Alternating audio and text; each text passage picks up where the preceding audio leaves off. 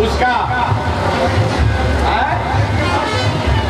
मई तक आपके बने हुए बीएमएसी इंटर कॉलेज का जो बहुत अच्छा हॉस्टल है, कितना बेड है?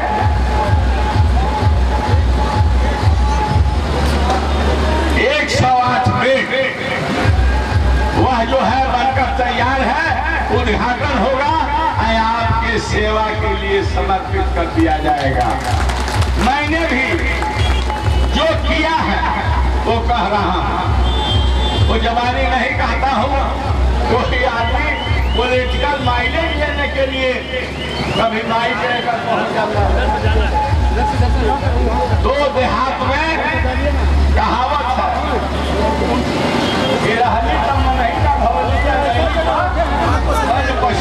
वही हाल है। इन्हीं शब्दों के साथ मंच पर आए हुए सभी लोगों को मैं प्रणाम करता हूँ, आपको हम सलाम करता हूँ।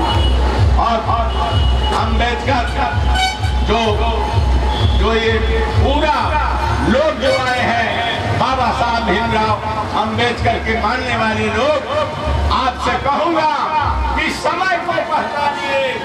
जो आपको जोड़ने का काम कहता है वही आपका हित है, और जो आपको तोड़ने का काम करता है वह कमजोर करता है, वह इस देश को बर्बाद करना चाहता है, आपको हमको बर्बाद करना है चाहता है। इसलिए जोड़क शक्ति का साथ दीजिए, तोड़क शक्ति का विरोध कीजिए और बाबा साहब को हमेशा याद करते रहिए, संगठन मजबूत रखिए, एक रहने का काम कीजिए। पुनः मैं प्रणाम नमस्कार बाबा साहब को नमन करके अपने बारी को विराम देता हूँ। बाबा साहब अमर रहे, अमर रहे, अमर रहे। जय।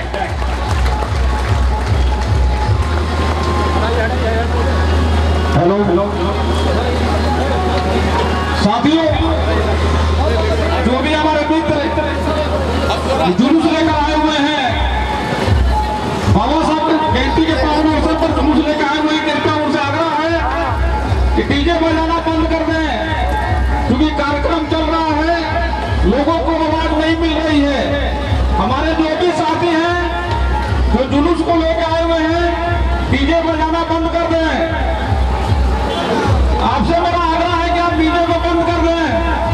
कार्यक्रम की शुरुआत हो गई है, लोगों को आवाज नहीं मिल रही है आपके डीजे बजने से। अच्छी बात है, आप उमंग में हैं।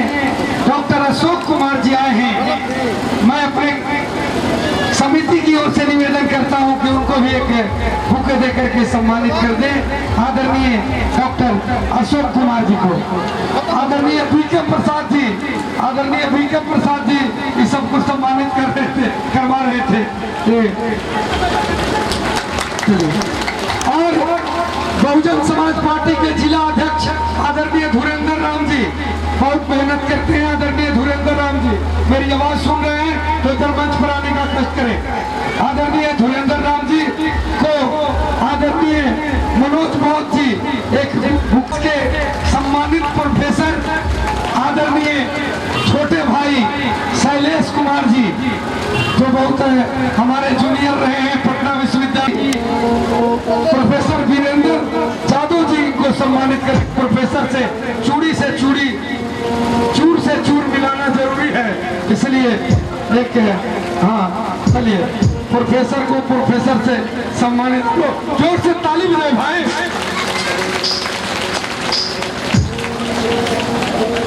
साथियों, कहा गया है कि कहीं खुशी कहीं गम है, कहीं खुशी कहीं गम है। अरे समारोह में ताली वही बजाते हैं जिनके बाजुओं में दम है, जिनके बाजुओं में दम है। और मैं आप लोग संगीत के दुनिया में आप लोगों को ले चलना चाह रहा हूं, और मिशन गायक मैं धीरज धर्मेंद्र जी से इस कार्यक्रम के आयोजन करता अतिथि, मुख्य अतिथि,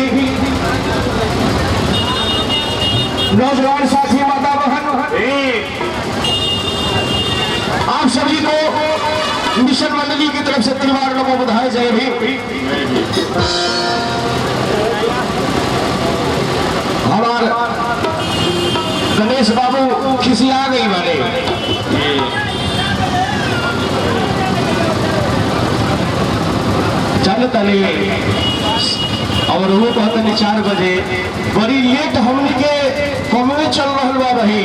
अभी लोग कहे लगे धीरे धीरे लोग बदली कहने के जवाब नहीं दूंगा। अभी कितना लोग कहे लगे धीरे धीरे बदलाव हो रहा इहो बतिया हमारे में लोग कहे लगा।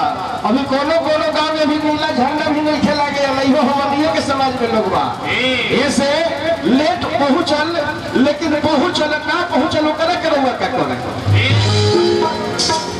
पहले भोजपुरी में खीसा कि एक्सीडेंट हुए गाड़ी करेला जो रफ्तार में चलेला एक्सीडेंट हुए गाड़ी चलेला जो रफ्तार में चलेला उहे गलती बोलेला जो हमारा माइक में सभा में बोलेला कलम में दम बा और गूगल से पूछी तो पूरे विश्व में बाबा साहब के जयंती नंबर 1 बा।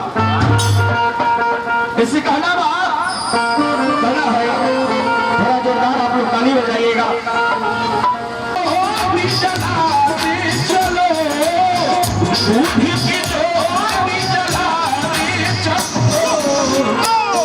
की गंगा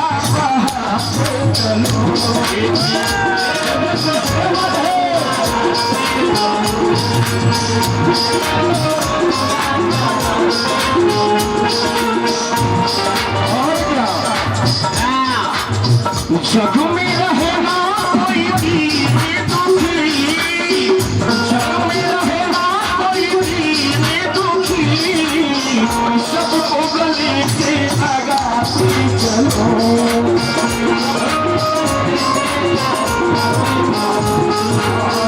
सबको गले से लगाते चलो।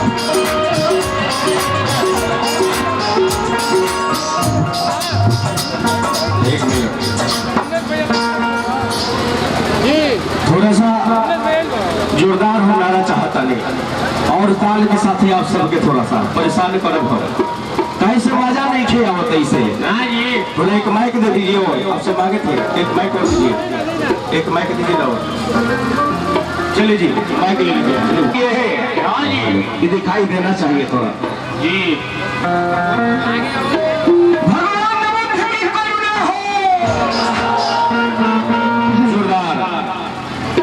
हाथ नहीं उठे तो भैया माता जी लोग से भी कहता नहीं बुद्धि की करुणा हो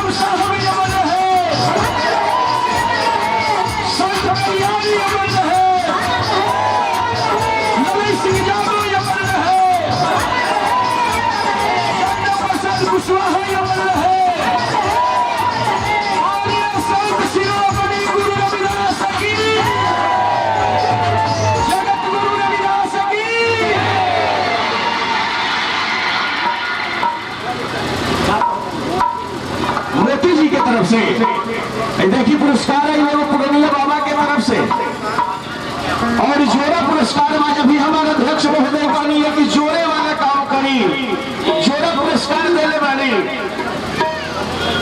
जानकारी प्रचलन में काबा 21 11 51 101 जन प्रचलन में बाई है छूट मात्रा बा तो जोड़ा ली जोड़े के काम करी और जुड़ल रही बहुत बहुत आशीर्वाद देने बाबा हमारा तरफ से नमो बधाई जय भीम।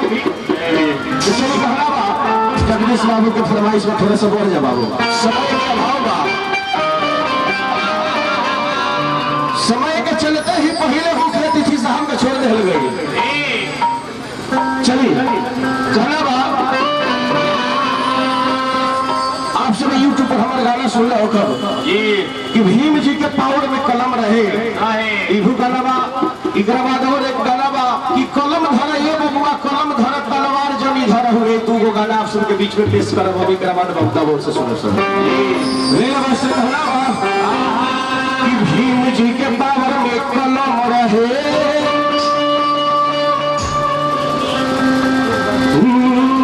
भीम जी के पावर में कलम रहे, केहू मनुआ में न दम रहे। कि भीम जी के पावर में कलम रहे,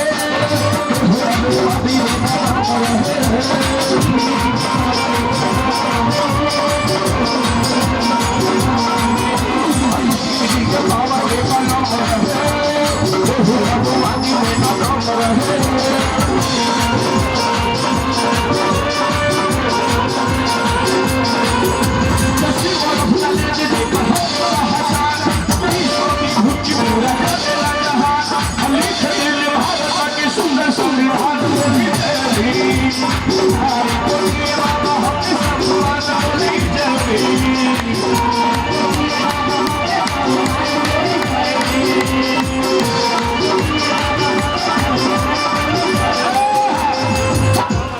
ऐसे ना होला, मजा नहीं खे आवत। हमारे से जिंदा कहते कि मजा नहीं खे आवत। रउआ लोग अपना तरफ से खराब भाई लोग पुष्प अर्पण कैले हो खा, लेकिन हमारा कहला खातिर थोड़ा सा अपन स्थान 2 मिनट बाबा साहब।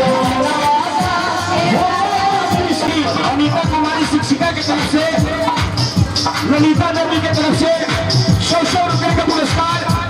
बाबा साहब का अधिकार है संविधान के द्वारा जो हमारे महिलाओं को मिला है, पुरुष से 7 कदम से कदम मिलाकर चलने के लिए।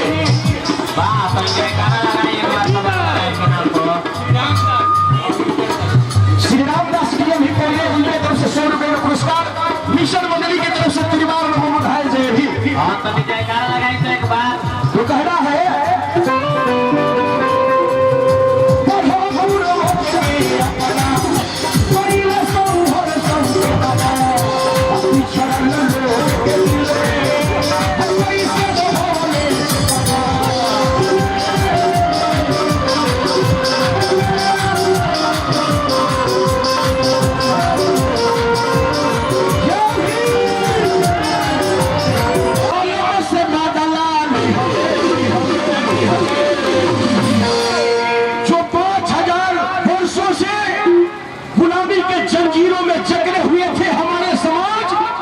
उसको बाबा साहब नमो बुधाय जय भी।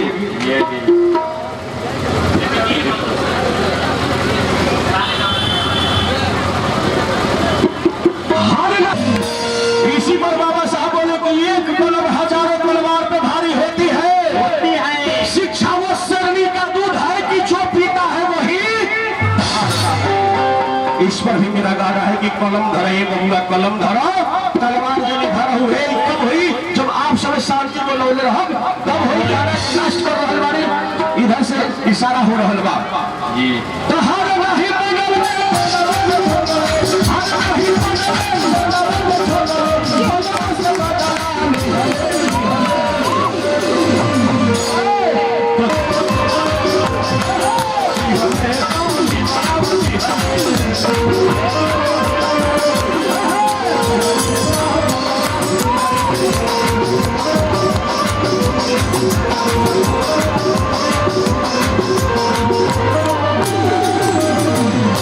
चलिए हमारे एक साथी की तरफ से कलम गिफ्ट है।